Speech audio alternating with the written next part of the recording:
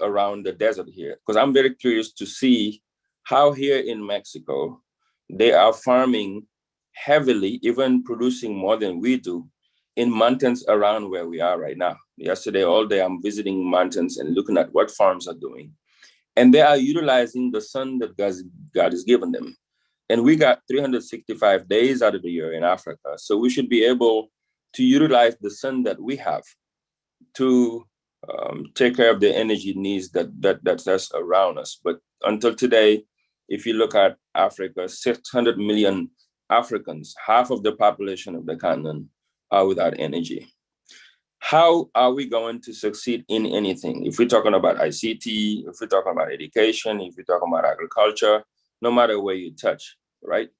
Nothing can be done without we have control of our power. So this is one of our biggest challenges, which led me and my partners to launch the Acorn Lighting Africa. But then even that it gave us a lot of challenges, but it gave us a lot of opportunities also to create sustainable solutions for this new generation of Africans, that we need to invest in the education, heavily in science and education, in science, in technology, in mathematics, so they can be innovative and find solutions that we have in the common problems that we all share. This is one of our biggest challenges, I think, that government need to invest on, but also us, the private sector. I could have just stayed in the United States and watch and complain about what government are not doing. But I think private sector like us, we have to come back on the ground and try to find innovative solutions that we can model and hopefully later on to replicate it. This is the solution that I found, which is solar energy for my farms, an example to your question. This Carlos, this really does, tap into what you're saying. Africa is very young. Africa is growing in population. It's going to double by 2050. 2 billion Africans. It's likely that the jobs of the future won't all be in factories as they've been in the past.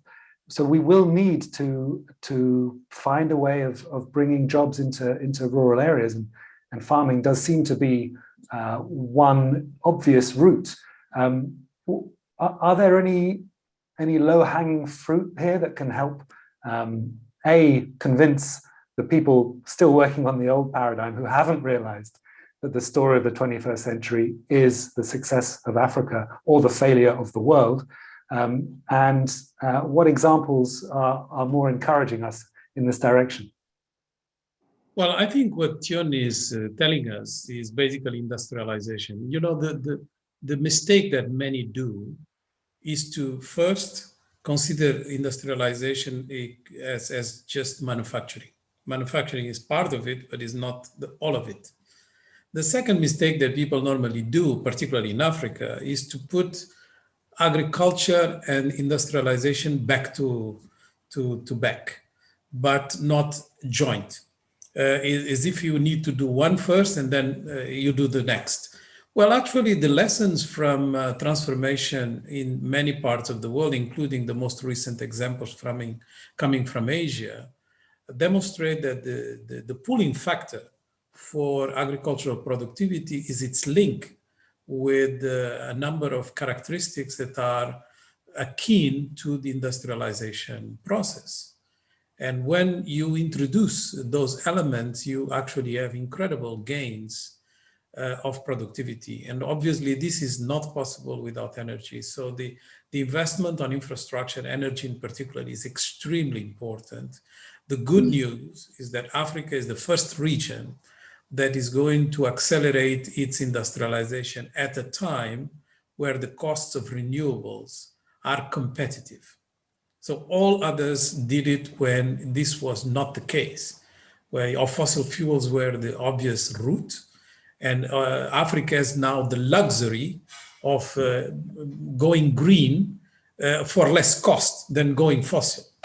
And this is really an opportunity that has to be tapped and needs intelligence, smart policies. And I think that's basically the example that Thione is giving us. In terms of what the governments can do to go after the hanging fruits, I think there are 4 types of industrialization that are up for grabs in Africa that are really the most exciting. The first is commodity-based industrialization. We should not turn our back to our commodities, but we should add value to them. And particularly in the commodities where we have some controlling stake, or where we have very large proportion of our exports, like oil, unfortunately, we can transform, we can add value. That's what Dangote is doing with the refinery. That's what many can do with cocoa or tea or flowers for the soft commodities, all the way to gold, copper, and you name it. So we need to take that advantage. The second opportunity is to grab the low value manufacturing that is being delocalized from Asia for reasons that have to do with labor costs.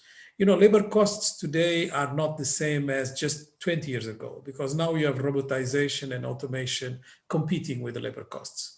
So we have to be very smart in increasing the opportunities by reducing a number of other costs apart from the labor costs, and then you can actually benefit from the competing basically with the computers and machine learning opportunities. So, but it's still possible. It's cheaper to do textiles with some degree of automation, but still with a very large labor component than it is, for instance, to do electronic components. So you have to grab the low value, not the high value. The third opportunity that we have is basically to look into the African markets rather than exports outside the continent. And the African markets, number one consumption opportunity is agriculture and agro-processed items. We have a huge demand that is going to increase even further because of the rising middle class and the demographic boom. And finally, the last is what you were mentioning, Nicholas, leapfrogging. We have to grab certain very smart possibilities in the tech industries because of the youthness of the population. I'm just going to give you this insight that I like to share, and it's not new in its sense, but it's something that people overlook. And that is the fact that when you are talking about tech-intensive, whatever, consumption products, technologies, productivity, etc., you are talking about introducing elements in the system that are more easy to absorb by younger people than older people. That seems pretty obvious. You are not going to ask, 70-year-old Japanese to be more ready and prepared to absorb tech-intensive than a younger African. And because of the aging of the population, I go back to my point, a lot of the tech-intensive consumption is going to be in Africa. Not necessarily the production, because the intellectual property is dominated by others. Not necessarily the innovation, because we don't have the STEAM capabilities that Thione was mentioning, but the consumption, definitely. And what we need is to grab that opportunity of the consumption being so attractive for tech-intensive for younger people to actually increase the opportunities by also adding the other factors. So I think these are the 4 avenues for intensifying industrialization in the continent. Thione, I think you wanted to jump in there about the... Yeah, I definitely wanted. Yeah, I wanted to get on there. What he just talked about was brilliant, especially with the tech consumption sides. And that is actually where my concern is, because it looks like we are doing the same thing that happened back in this 3 revolutions past in our eyes. Basically, we are consuming more than we are producing. In the tech industry today, you see most of what's happening around the world, around the technology, Africa is just consuming and consuming and consuming. And I think this is where the leaders of our continent and the younger generation like us now need to figure out the best way to create environments where we can train our young people. And as I said earlier, invest heavily on education to make sure that we change our educational system. on the 4-year, 5-year, 6-year degrees, where the young people we are training in our universities, they come out, but they have no qualifications, no job ready. They have no skills to participate in innovation and create and upload instead of downloading on the net. So I think we've come in a way where we have to completely revolutionize education. Well, it needs to be revolutionized all over the world, but especially in Africa, where we can be skills oriented, 6-7 weeks, 1 month, 3 months, extensive trainings for young people to come out with skills, especially skills that they can innovate, work on robotic, computing, AI, cybersecurity. This is the thing that we need to move this new generation so they can compete in the ICT world. If we don't do that, we're going to, as he's talking about, we're going to continue to consume, and we don't have the man control of what's going on the technology section. Let me just circle back a little bit on agriculture, how important it is in everything that we're talking about. Today, 80% of Africans work in agriculture, right? But agriculture is the sector that contributes 35% of greenhouse emissions globally. So if you want to go green and you don't put the infrastructure in place and put agriculture on the helm of everything that we do, not only we continue to pollute across the world, but my biggest problem, and for every other environmentalist that I'm going to listen to me might not like that, it's not only about polluting. My thing is, how can I make sure that Africans feed themselves?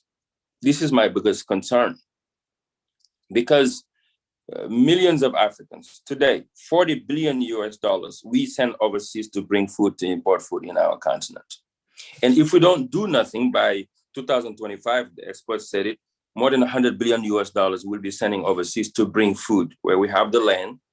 We have the flat land. It's not like here in Mexico where you have mountains everywhere. It's not cold like Canada and the US. We have flat land. We have the youngest population in the world. We have sun 365 days in the year. There's nothing that's missing but transformation leadership.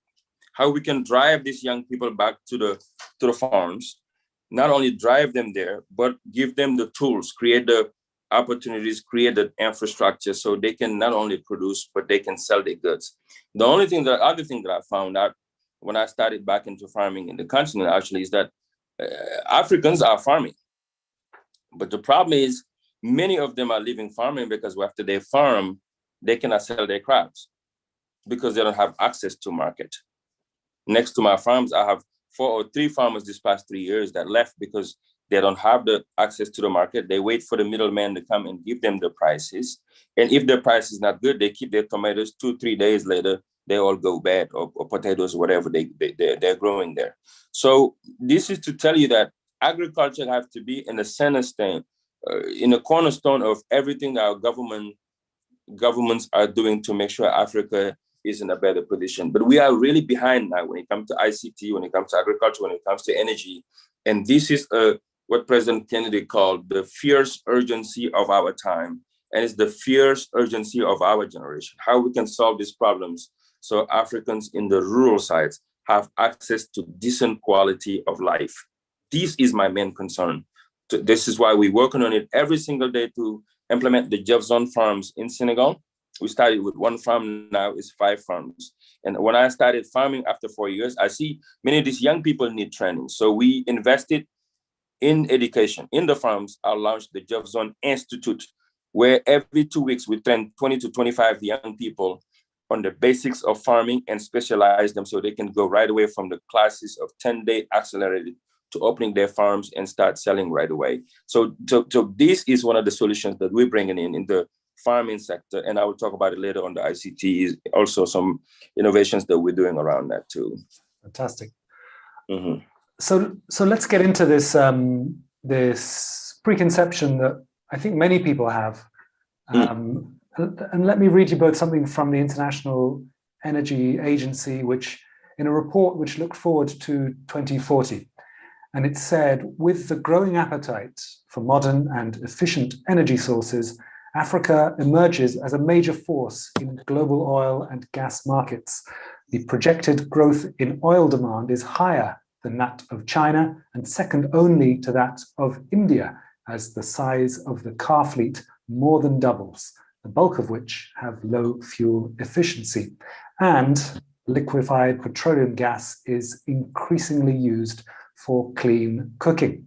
So this is what the IEA thinks about what's going to be happening in a couple of decades from now, that actually Africa's oil demand will be bigger than China and second only to India, because driven largely by the size of the car fleet doubling. So Carlos, here's the 24 million or perhaps $24 billion question. What is the power deficit in joules, in gigawatts for industry in Africa today? And can renewables deliver anything like the base loads required? It can seem, and I'm sure heavy lobbying from fossil fuel industry is part of it, but it can seem that fossil fuels are really the only game in town when it comes to delivering the massive energy requirements of the continent. I completely disagree with that view of the International Energy Agency. In fact, the International Energy Agency has been consistently wrong in their predictions about the rise of renewables. They keep correcting their projections that tend to discount how fast the transition, the energy transition is already happening. And the International Renewable Energy Agency, IRENA, has been consistently, checking on their figures and demonstrating they are wrong. And I think they are wrong also for Africa, because most of the investments that are being done right now in the continent are for renewables. It has tipped over the fossil fuels.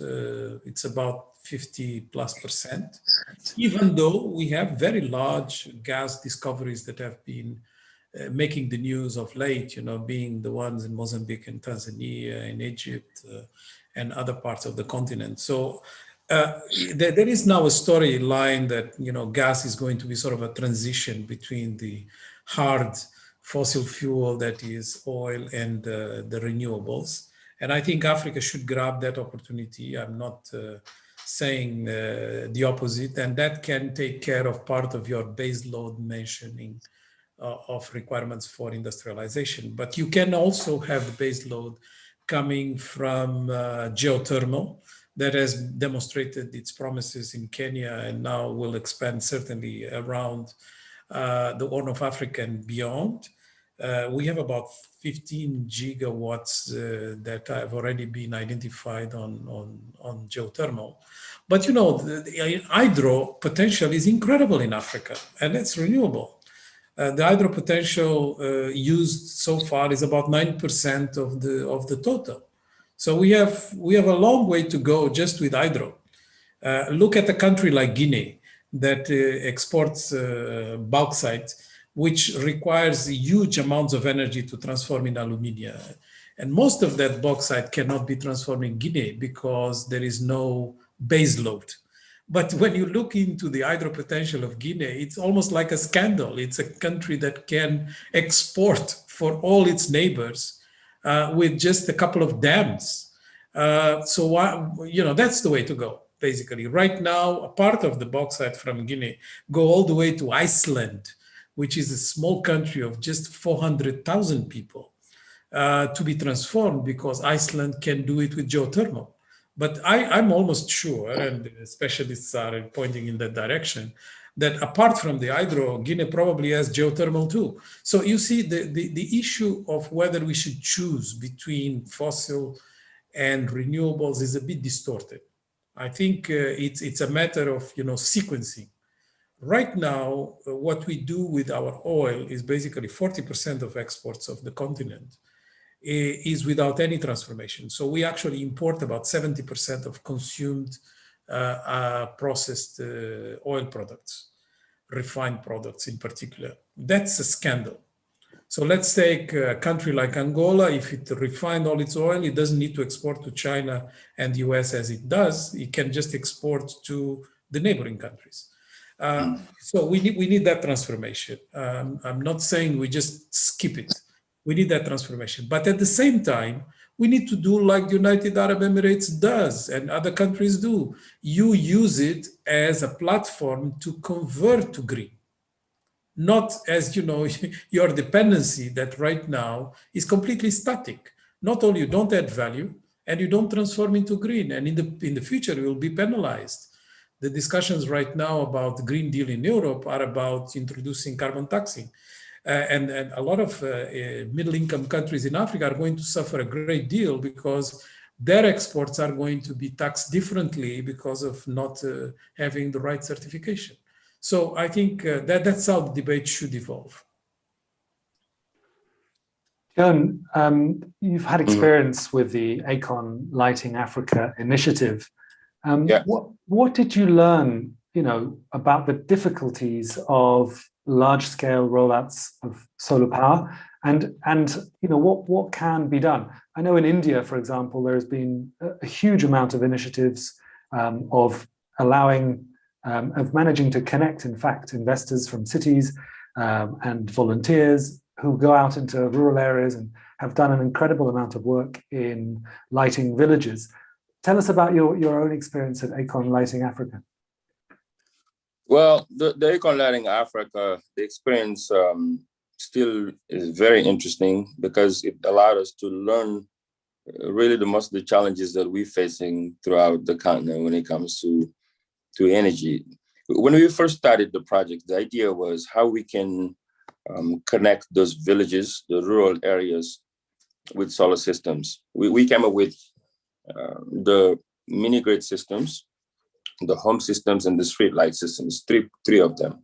The street light systems allowed us to take care of all the streets and also the public areas. And then the home grid systems were for the homes and the offices and etc. The mini grid systems were selling it with the governments and public areas as like the mosque, the hospitals, and etc. Right? So when we start moving into those villages, the first problem that we had actually before we move into that was financing. It's difficult to find financing back in the continent, so we had to go to China to find financing. Our $1 billion line of credit came from China. And then when we wanted to come and invest and bring in the product back home, the idea with the Chinese was, okay, now you got the line of credit, but the catch is we have to hire Chinese to come and get the work done, which we refused to do. It was a back and forth onto that. And finally, we were able to pull it off. The idea was, how can we train young people, which is one of the biggest problems we had too, was most of the youth there weren't qualified to help even like just put solar lights together, assemble it, but also put it up and then do the maintenance. So we had to, for the solution, launch an training academy in Senegal, in Diamniadio, but also the first one was in Mali, so we have two of them. And then we select the young people who want to work with us, we train them to install, and when they're done, we hire them to do the installations, but also do the maintenance. That's one of the biggest issues that we found, qualified workers who can maintain. It can install and maintain. The second one was financing. And then the third one was just, dealing with governments in Africa. When they want it now, it's an emergency. But after that, it's very difficult to do follow-up with governments, and the infrastructure to get access to those villages is very, very challenging. But it was an inspiring project. Look, energy access is very, very, very important that I learned from there for 4 different reasons. The first one is because the quality of life it brings to our people back there. The second is to improve opportunities for productivity, use, and employment, because it allowed us to hire more than 5,000 young people working today throughout the projects throughout the continent in West Africa. And the third point is to improve public safety. I remember in a village we were somewhere in Maradi, in Niger, and when we turned those lights on, all of those, the whole villages came out with such joy, because this head of the village was telling us how now these women that are selling around the road is the border of Nigeria and Niger. Usually after 8 p.m. when the sun goes down, they go back in. But because of those lights that we gave them, now they can sail throughout the night till 11, 12 p.m. because it's giving them safety and security. And the fourth and last point, I think, is it helps with delivery of public services. You know, you go to the poste de santé, you go to the hospitals in those rural areas, it's 40 degrees daytime, 45 degrees. There's no air conditioner, there is no fan, there's no electricity. And this is a huge problem for healthcare. It's a huge problem for education, and then in all sectors of the economy that you look at. That's why I say the fourth point, the delivery of public service, is very important. And all of these things can't be done without energy access. So this is why we've been working very hard to make sure those villages that's left out into the grid, they don't even exist. You can imagine today, right now, 600 million Africans are living in the dark. If we don't do nothing, nothing will happen. Basically, they will just be there living in the dark. They are cut out of the world. We cannot talk about development. We cannot talk about the future of Africa. We can talk about, oh, we want Africa is the future, but it will be the future for investors and everybody coming to make money in Africa. But for Africans themselves, they will never see the development of the continent coming in and all those percentages that we're saying that's coming out of our GDP. This is a concern, and this is very personal to me. After everything I've seen in the continent, we've got to do everything possible to close the gap and do not leave people behind into these opportunities that we are feeling into development of the continent. You know, until we focus on those two things, access to energy and agriculture to be able to feed ourselves, we can talk about development all we want, but it is not going to happen. It will happen for others, but not for us. And this is the challenge for everybody that's watching me right now in the diaspora at back home. We have a role to play. We cannot watch for things to happen under our eyes or wait for somebody else to do it for us. We've got to come on the ground and start the work wherever we are to get things done right away. It's a fierce urgency of now. Because if this boat of this fourth revolution passes us by, I think we just can call it off. It will be very unfortunate to not be or have the control of the future of our continent by controlling these key sectors that we can develop so we can give a decent life to our population, to our women in the rural areas, to our 60 million young people who are out of school, don't have education, never will have education, are not even a part of the system. What are we going to do with that? To me, it is a shame. It is an embarrassment to me that 3,500 young people died this year alone. This year, it's been a year now. All of them died through the ocean looking for opportunities in Europe, where we have the natural resources that we don't control. We have everything that we need, we can transfer in our continent, but we have the gold, we have iron ore, we have coal, we have gas, we have everything that we need. But it's going to take the West to come and transform it for us. And now China is coming in to transform it for us. I'm tired and frustrated to watch that's happening. This is why I went back home.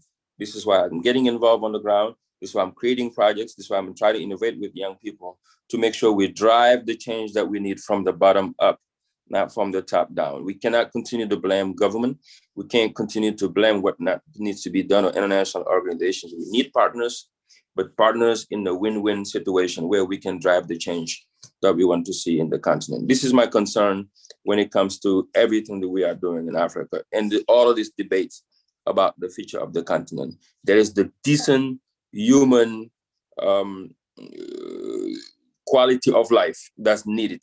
And I don't see yet in the continent when you go to those villages. Now you can come to Dakar to see, to Abidjan, to Johannesburg. You think everything is going well. But me who live in the village just every single day in the continent, I have a lot of frustration of what needs to be done. And I'm very impatient to get things done every single day. It's totally disconnected to what the reality is happening in the continent. That's very well said. Thank you. Thank you, Thione. Carlos, something that Thione mentioned there about the fact that it's kind of, the danger is that Africa becomes, again, the sort of strategic chessboard for external powers. And, he mentioned that China gave them a line of credit for the solar power operation. in solar power, we've already seen the beginning of a race to be the rule giver, to set the standard. We're seeing it in 5G, huge, fight between the US and China over that. You mentioned it just then about the regulatory battles around green energy and emissions, maybe European Union regulations. Give us some concrete examples about how that might affect Africa. Well, first, I just wanted to mention that Africa's energy production, power generation, has increased about 4 to 5% a year since 2008. So this is unprecedented. We have never had this much growth, but obviously we have also a population growth that is quite considerable, although lower than 4-5%. So it means more Africans are getting electricity than ever before, but the number of Africans is also increasing. So it's important to just mention that, because we should not be completely pessimistic. And I think it is also very clear that the investments on energy generation are at the forefront of the policies of most African countries. So we have really quite a drive in that direction. Now, this being said, on energy, more than in any other field, we are witnessing competitive behavior on the part of the major powers, because geopolitics has been defined by energy access. So there is a power shift taking place. That's why, for instance, the interest of the US in the Middle East, just to say an example, is not the same as before, because you don't depend on the energy of the Middle East anymore. And so you have a complete reversal of our dependence on stocks, which is how fossil fuels work, to a dependence on basically flows, because distribution becomes more important. Most of the renewables are difficult to stock, but more easier to put into a grid. So the flows become more strategic than the stocks. And that's why, for instance, at the beginning of the pandemic, you saw the US driving their energy prices below zero, because they had too much in stock, and the stocks were not really something they could sustain. So we have these changes taking place, and because of this type of changes that are quite dramatic, provoked partly by tech capabilities, and we just saw what Russia allegedly did to the US on energy this week. A battle for jurisdictions, what I call a battle for jurisdictions, where regulators in different parts of the world, but mostly in the major powers, are trying to impose, for the first time, they are trying to impose their regulations to others. They don't negotiate with others, they try to impose their regulations on others. And that battle has surfaced first in the trade area, with WTO basically being stuck with discussions that have not evolved in the last 16 years, including on one aspect that is important for Africa, the Doha round. But in general, it spills over into all the systemic failures of the global governance. You have issues with tech. For instance, how do you tax the tech giants? Becomes a battle of jurisdictions. How you impose your rules into banks that are from other countries? It becomes a battle of jurisdictions. How do you impose your green standards into others? Becomes a battle, and so on and so forth. And what we are seeing is that the rising power, which is China, is not taking this lightly, is entering into this fight. And Africa is going to find itself in a situation where it will have to be very smart to navigate between very competitive powers, where China will try to sell its 5G, and the US will say, don't accept it, because, if you do, it's a security threat, will not give you the same treatment. Or, you try to introduce some forms of taxation on one specific company, and the country where this company is based will come and basically challenge you in different forms. So we are going to have a lot of these kind of pressures, and the moment they will enter in the terrain of logistics, which is already the case because of the pandemic, we are going to see the countries that have poor logistics or less capabilities to enter into the supply chains, because supply chains have now become the second most important aspect after intellectual property in the value composition of goods, are going to suffer a great deal. So we have to prepare for that battle. It's a fascinating topic. I just wanted to bring in a couple of thoughts from the audience. First, there was a specific pushback on both dams and also solar farms. Romaric Sokunju Takam says dams are too costly and take too much time to build. Some of them might have industrial uses, but we do not have the budget to do it everywhere. Have we? That was a question. And then Nadia Sinasser says, solar farms are not always efficient and cheaper. As an example, in Morocco, the big solar farm is actually losing money at this point, meaning it's not always easy to choose the right tech as it's evolving very fast, while the energy sector needs big investments that need long-term vision. How do you respond to that, Carlos? I will push back on both. First, it's not that hydro has to replace solar and other forms of quicker energy generation. It's not about that. It's about what hydro can help with and what solar can actually help with. Solar is excellent for just access to electricity, but it doesn't have the base load for industry. So you will need the hydro for that, and it's still renewable. Yes, it takes more time than installing a solar farm, no doubt.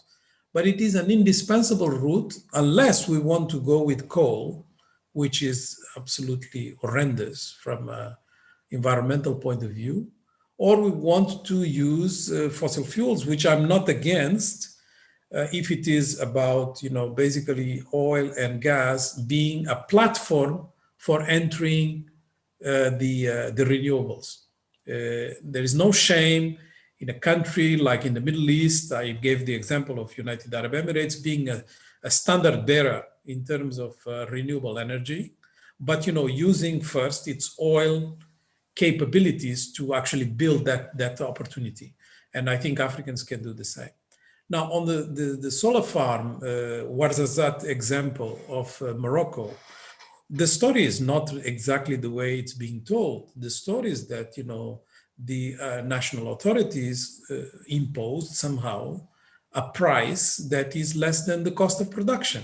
So it's not that the Ouarzazate solar farm is in deficit because it's not a good deal. It is a good deal.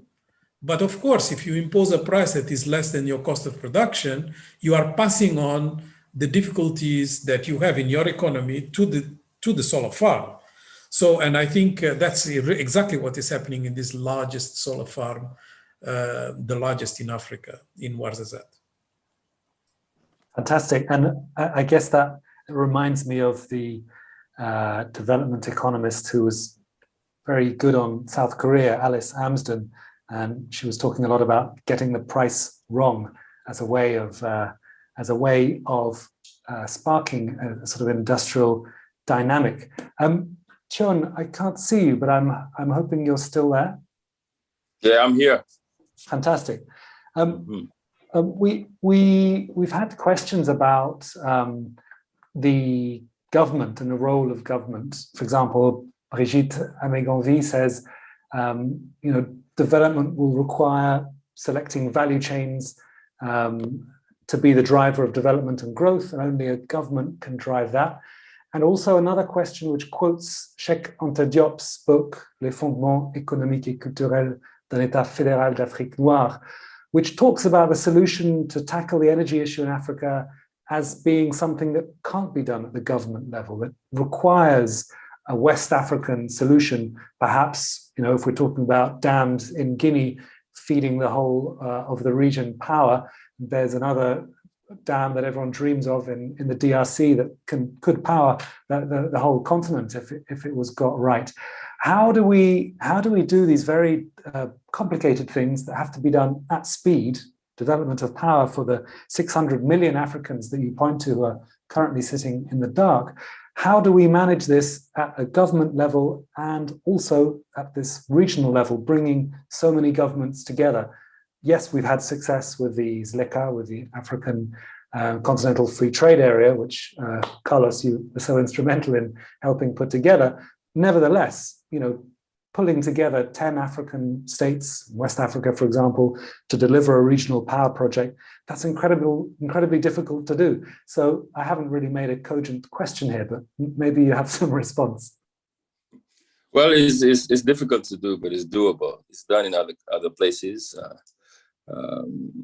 So it can be done in Africa. It's done because what we need today is a mix of energy. I think we need a mixed energy. Senegal actually is actually doing pretty good on that, in mixed energy, where you can utilize Guinea for what it has, Senegal the same thing, and each country what they can bring into the table. If we're able to see that unity issue that we have, and that's in all sectors, if we're able to bring everybody in the table, everybody put in what they can, we can raise actually the money among each other.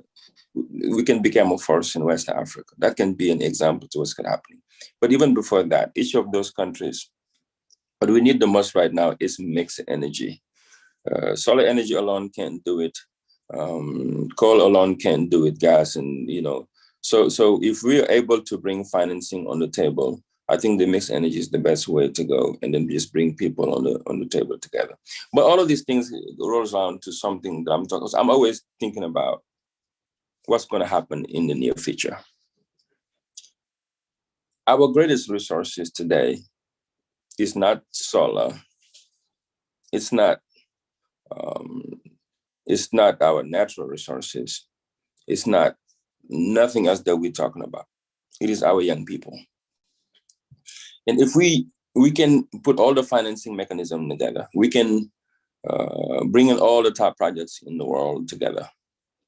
But if we don't put all of our resources behind those young people to prepare them so they can compete internationally, so they can find the solutions that's needed for our continent, then tomorrow we all will be a failure for the next generations that are coming.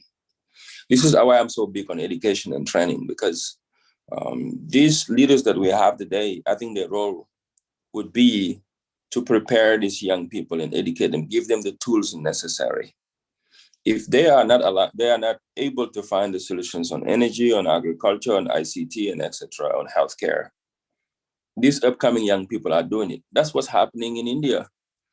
That's what's happening where I'm at in Mexico. That's happening in the United States. It's the young Americans who are using ICT to find the most difficult problems in the world.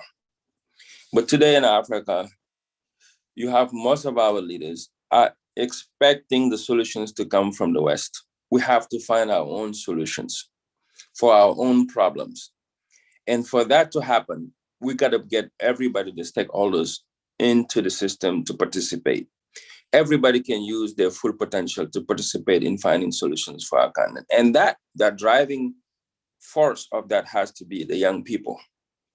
I haven't seen any country yet that's been developed by expecting, we need our partners to come in, we need to support, we need everything, but they cannot drive the change. Here in the United States, there's Americans who's changed what's happening in the United States. Where you are in France, in Europe, after the war, when the German Marshall Fund came in, at one point, Europe has said, okay, we are graduating from aid. So now we're going to take the future of our destiny and drive it. And you came from a war that tear down the whole continent to creating what you have today with the European Union. The Emirates, as Mr. Carlos talked about, Mr. Lopes, the Emirate Arabs today, a few years ago, were able to create what they have here today. China is doing it. Why is Africa not doing it? It's because everyone is trying to do this small thing on their side and waiting for the West or Europe or France or the United States or the World Bank or the United Nations to come in with system to show you how to develop their countries.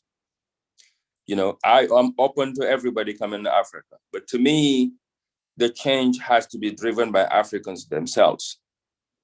We got to graduate from aid. We got to stop waiting for help from others and create the change in our own system, in our way. If we don't do that, we can talk about all these things. We can do all the conferences we want in the world. We can do all the policies. All projects are written down in Africa. We got all of those things, right? But in the end, nothing will happen, right? We are always going to be expecting for someone to come and change the continent. And it's not going to happen. It is never going to happen. It is not in the interest of those partners. It's not in the interest of the West. It's not in the interest of the China. Everyone is coming in for their own interests. We need everyone as a partner, but we have to drive the change that we want to see in the continent. And until we prepare our young people and put them at the forefront, I mean, look at Africans all across the world. You go to Asia, you come here in the United States, you come to Mexico, you come everywhere, you will see Africans doing unbelievable things, right? Because their talents are tested. They let them create, innovate. You come to Africa, it's the same leadership that's been there for years. They don't create room for young people. When you have talents, they don't give you opportunities to do anything. So when are we going to change that? Until that is changed, nothing is going to happen in Africa. We can do all the conversations we want in the world, but things remain the same. Thank you very much. Carlos, the same question in a different form to you, in the sense, as Thione's been pointing out, the challenges of the 21st century are massive. They are global as well. The environmental challenges we've talked about, but there's also trans-border criminality. The Sahel is a complicated region. There's a lot of migration within Africa. Forget the sweating Eurocrats. There's going to be a lot of challenges for migration within Africa. As Thione says, the speed of technological change and the requirements that the youth have nowadays, and they're not seeing that reflected in the African state of the 21st century. We can talk about the potential for a paradigm shift, maybe a Keynesian revival, but which states, which administrations in Africa today give you hope that this is an opportunity that can be seized? Well, I'm a strong believer that we are shifting from a period where the strong man, sort of the leader, the president, etc., were deciding everything, into ecosystem of changes and transformations where more people have a voice, more people participate, and that is also true for the economic front. So the number of interesting experiments taking place in the continent is quite unprecedented. We have never seen such a wave of very important changes taking place in different shapes and formats, regardless of the type of leadership challenges we may continue to face. And I always like to remind people, and I did that with you, Nicholas, some days back, think of Thailand, 13 coups, complete turmoil in the political system, very poor leadership. But yet, this country exports 200 billion plus, which is, unmatchable for Africa, as a performance.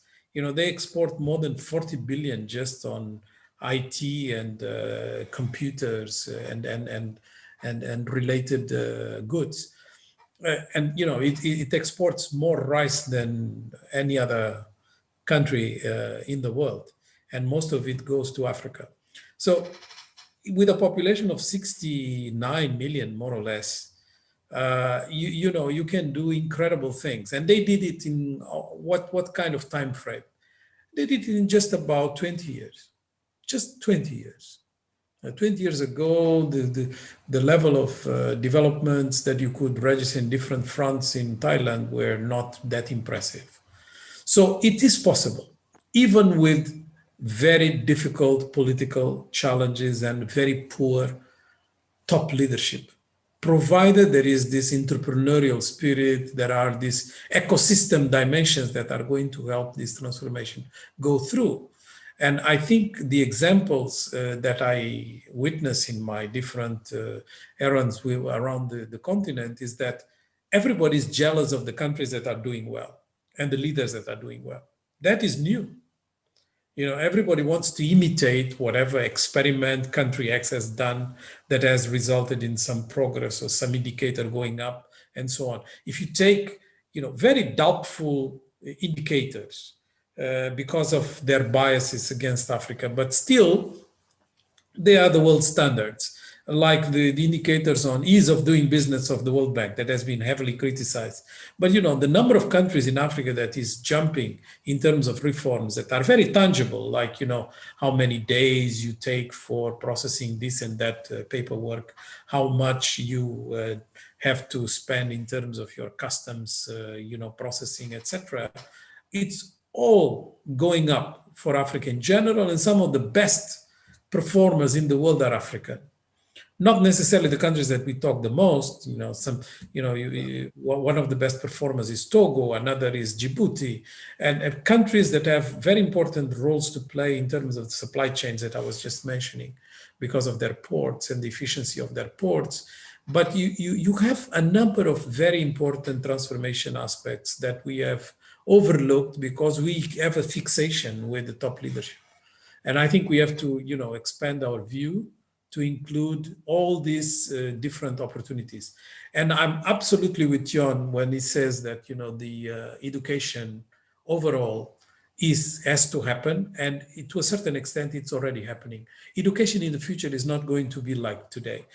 The same way we are talking about the opportunities for Africa to leapfrog on renewables and have, energy matrix that is much more greener, we can say the same for education. There is absolutely no reason we cannot teach algorithms to our children in Africa.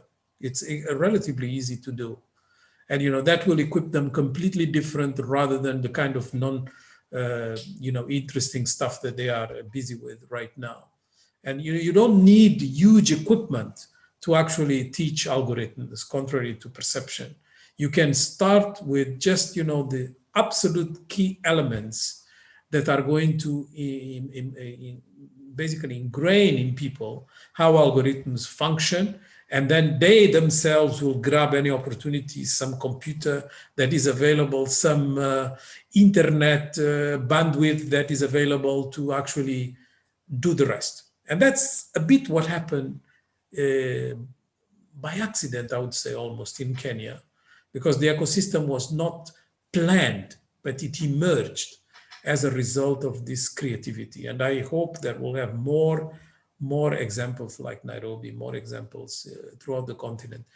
Last comment to give a bit of hope is that just to say that sometimes we don't even realize the potential that we have in the continent nowadays. I live in Cape Town. I teach at the University of Cape Town. And what I found fascinating is that in this very city, there is a company, Naspers, the largest corporation in the continent by capitalization. That company has assets in 14 countries. One of them, China.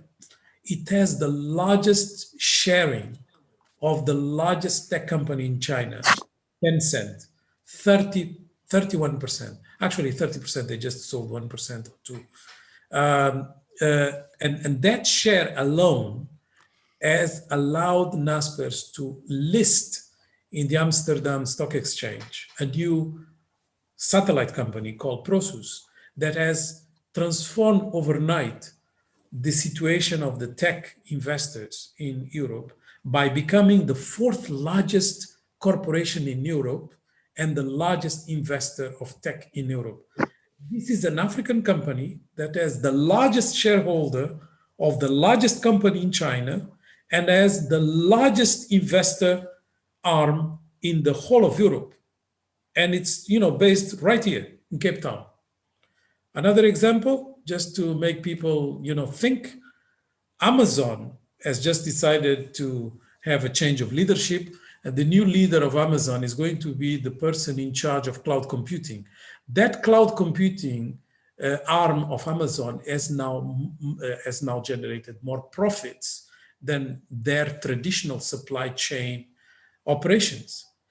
Guess what? This cloud computing was elaborated and still is managed out of a center that Amazon possesses in Cape Town that employs 3,000 people, and they just decided to expand it for another 5,000.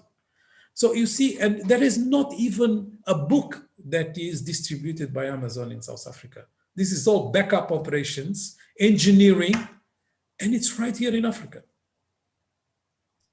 Thank you, Carlos. We can rely on you always for well-founded optimism, which is my favorite kind of optimism. Thione, I wanted to give you the last word, just because as we're doing a solutions segment, I think you've got some interesting insight onto this, and then we'll hand back to the organizers afterwards. But what is the role of the diaspora in all this? We've had questions saying, this is from Aminata Ndiaye saying, how can you access the market in Senegal when you're a farmer doing agriculture and when you're from the diaspora? What is the role of the diaspora in all this? China grew rich when skills and capital were channeled through Hong Kong back into the mainland. What will Hong Kong be for African countries? Well, first of all, let me say, respond to the question of Madam Ndiaye is to say, you can get involved in agriculture when you're in the diaspora. This is why on our project on JeufZone farm, I received a lot of, this past year and a half, people from the diaspora who wanted to get involved into farming. So what we did was, because some of them are not ready to come back home yet, but they want to get involved. So what we did is we created what we call JeufZone Farm Share, and it's on our website if you want to check it out. That allows the diaspora to invest into the project with a 10% return every month after a crop. So if you do it 3 times a year, so it gives you 30% return, which your investments from $200 to $10,000. That allows you to participate locally in creating jobs in the rural areas. But every time the farmers sell their crops, you have a guarantee of your percentage on there. Surprisingly, in less than a year, 280 something young people from all over the diaspora are participating on that. So if you're interested in it, you're welcome to participate. But there's also other crowdfunding projects that you can participate on. You can come onto the, the learning process of it at the institutes. But there's farms like that in Benin, all over the continent. And you can go on the ground also, just buy a farm and start farming. There's a lot of opportunities in the farming sector. But let me say, my friend, that I want to, everyone that's watching right now, especially the diaspora, to tell you that Africa needs you. And there is no way we can develop the continent without you. You have a central role to play, a phenomenal role to play into the development and the future of the continent. You have a different perspective because you live in 2 different countries. You are always comparing what's happening overseas to the potential, what can happen in the continent. We need you to bring everything you've learned back to the continent so we can help drive the change we want to see. I know you are frustrated, as I am, to what's happening there. I want to see one day in my country, and in my country, Senegal, but everywhere in the continent, a decent quality of life of our people. I want to be able to see on those villages I visited in Kenya, when I go back there, to see clean access to water. I've seen people taking water from dams and drinking it directly. And it's happening in the north of Senegal, past Dagana, in the fleuve du Senegal. You see there, no clean water. I want to see farmers to live off of their crops with their hard working every single day, trying to make a dime. But when they finish farming, they cannot even feed their families. This is why millions of young people leave the rural areas, going to live in the towns like cities like Dakar and Cotonou and etc., to earn small money to be able to take care of their families back in the countryside. I want to make sure that changes. Here in the United States, the richest people, most of the farmers are wealthy in Africa. We connect farming to poverty. This got to change. This is why I went into farming, to make it sexy again, attractive for young people to get back on the land so we can feed ourselves and be able to be independent. If we can't feed ourselves, how can we think about ICT? How can we think about development? How can we think about controlling our natural resources? None of this is not going to happen until we be able to feed ourselves. And no one can do it, or no one better can do it, but you, the diaspora. Because if you don't do it, what's happening right now, our friends and our friends around the world, China and everywhere else, are coming to buy in our land, our farming, and sending it back to their countries, transforming it and reselling it to us. I want to see that change. I want to see education to be the priority of every government that we have in our continent. So every young person can have access to the decent education, quality education, so they can compete with our children here in the United States and in Europe. So we don't see young people in Dakar, Senegal, walking around begging for money every single day without no shoes on. Why are the children in the United States and Europe are in the best schools to learn about computing, ICT, cybersecurity, and AI? How can we develop the continent in the future when the future of our continent are in the streets when you land in Dakar, begging, the Taliban? You see it in Guinea, you see it in Gambia, you see it in Ivory Coast, and everyone look away, nobody talk about it. I want to see that change. I want to see our women at night when they go to those post de santes and hospitals to find a doctor who can take care of them, to find a decent just bed to lay into. I went to villages in Guinea, I went to villages in Benin, in Senegal, where you don't have no post de sante whatsoever. If you have to deliver a baby, you are on your own luck. There's no road to take you to the hospital. No one can change that but us, you, the diaspora. You have to come back and make that difference. And I want to make sure that every children can have access to decent education. I kept repeating that. So all of these things to say that we have a lot of work to do. We have a lot of challenges ahead of us. But in those challenges, we find opportunities to make history, to put this continent at the forefront of the world. But none of this is possible until you guys decide to get involved. This is where I will close to say, we got all of the great debaters in the world. We got the most great ideas on Facebook. We got all kinds of activism. We got all leaders that goes to all kinds of conferences, China, Africa conferences, US, Africa conferences, France, Africa conferences, Japan, Africa conferences. But there is nowhere that we find Africa conferences where we focus on action-oriented debates, where after the conferences, we don't finish after today and go back and just focus on other things, but not Africa. But we make sure everything we talked about today lead us to action-oriented projects where it can change the lives of our people and re-change the narrative of Africa. We have to create the new narrative. We have to rewrite the history. And this will only happen when we take actions, as we say in Wolof, Jeuf, not talk. Wah, did it, Jeuf. This is what's missing in Africa. This is what's missing in my continent. And this is what's missing in my country. And I am calling everybody, especially in the diaspora, that the Cheikh Anta Diop's, the Senghor, the Houphouët-Boignyes, all of our founding fathers, the Nkrumahs and etc., were in the diaspora, students overseas, finished worked over there and decided to come home and drive the change of independence for us. Now it's on us to do the same thing, but even better.